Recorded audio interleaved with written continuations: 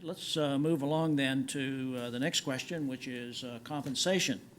And the question is, what role has compensation played in your career path decisions? And Nat's going to kick this one off. Okay, thank you. I already mentioned that it's always been important to me to have a reasonable salary, both so that I could live a decent life and I could support my family. Other than that, I would say that compensation has not been the main driver. My first job after grad school was at the Census Bureau, and it wasn't the highest paying job that I was offered, but I took it because I thought it was a good development opportunity. I kind of always had in my mind that I'd like to move into academia one of these days, so I left the Census Bureau after a few years to go to UCLA as an assistant professor, and the Census Bureau actually offered me a promotion if I'd stay, but I left because the salary was decent at UCLA and I wanted to be a professor. So I stayed there for 11 years and ended up getting tenure and had a good time there. But then in the end, I missed the government. So I decided to apply for some government jobs.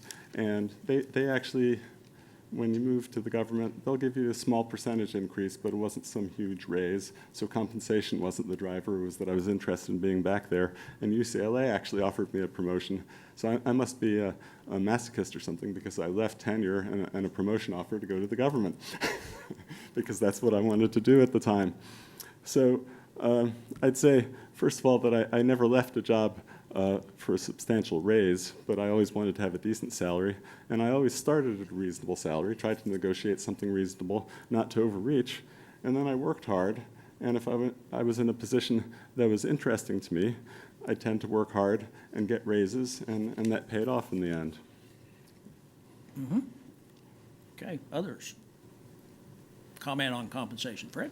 Yeah, I think just like Nat, always been adequately compensated, so it's never been top of my list or a driver.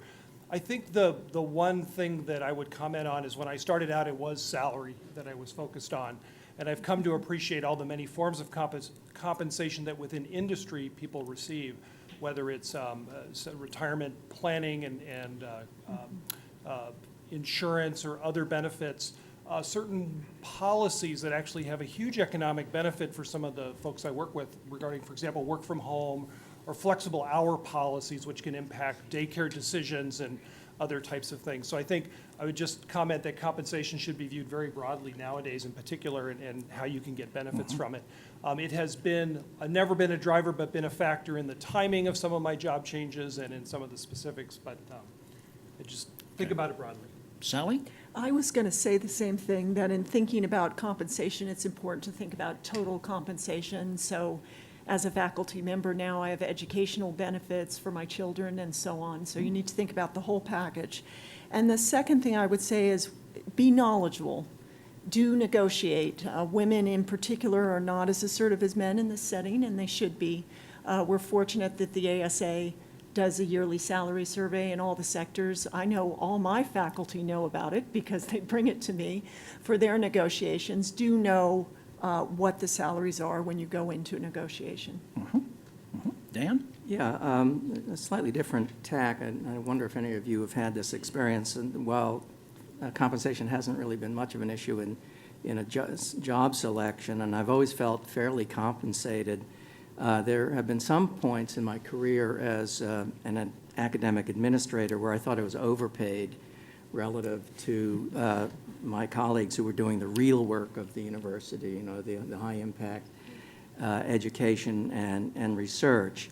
I got over that as I got more engaged in dealing with what administrators deal with that are very stressful, things like sensitive personnel issues or getting involved with legal matters. So I'm now okay with it.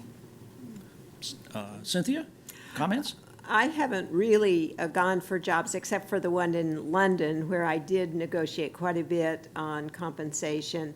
It wasn't the main driver to take the job. The main driver was a new experience in a different country. But one kind of advice that I would give to others is to consider lateral moves, because you can often gain some very useful professional experiences working in a different part of the organization, getting a different viewpoint, and not always go for the promotions, which would generally in government mean a higher salary. So I have encouraged a lot of young people to broaden themselves at whatever level they're at before they're seeking promotions in their career. Nat? If I could, Cynthia just rung a bell with me that, or struck a chord, that my last move was a lateral.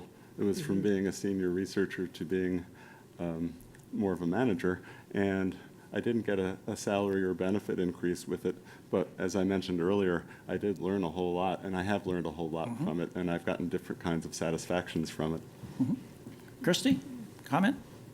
Right. I think I'm probably one of those very fortunate few that I never really needs to earn a salary to bring bread to the family. You know, my husband is attorney, even though he does not treat his career as seriously as I have been. And so when I moved to industry from academia, compensation really never was a factor. And I knew I wanted to do something different. The Upjohn at that time didn't pay me more than what I would have got if I stayed at a university. So it's basically the same. Over the years, I have to say that I am very lucky to have managers who always looked after my growth, and along with the growth, that also compensated me pretty adequately. So getting to what Dan said, sometimes I feel like for what I do, you know, I enjoy so much what I do. They give me so much freedom that let me work from home.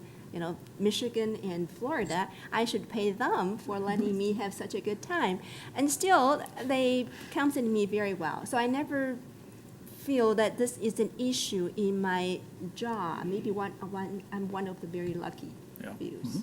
I'm reminded to Nat's comment on the guy that was, the whole leverage issue. This happened in DuPont. We had a guy that worked some leverage, and yeah, he got a higher salary, but then his boss said, that worked once. That will not work the second time. Very clear direction.